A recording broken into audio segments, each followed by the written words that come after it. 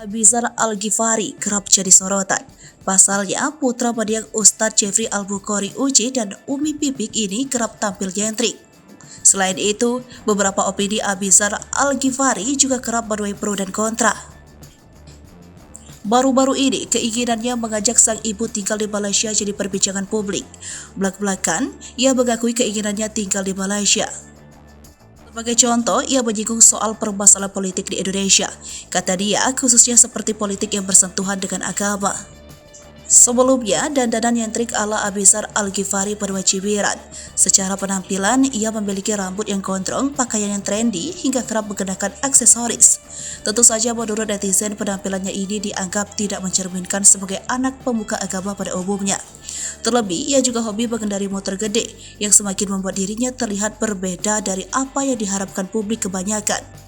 Lantas baru-baru ini, melalui salah satu tayangan di kanal YouTube, anak sulung Umi Pipik itu pun mengemukakan pandangannya, terutama terhadap orang-orang yang terlalu fanatik agama, sehingga dengan enteng mencemooh dan mencibirnya. Secara belak-belakan, Abizar Al-Ghifari mengaku tidak suka dengan orang yang fanatik agama, karena baginya orang-orang tersebut tidak bisa santai dan cenderung judgmental alias menghakimi. Baginya, seorang yang mencintai agama seharusnya mengikuti bagaimana cara Rasul hidup, yakni dengan tidak menghakimi orang yang berbeda dengannya.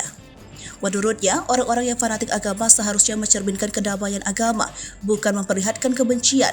Bagi Abizar, alangkah lebih baiknya untuk introspeksi diri lebih dahulu.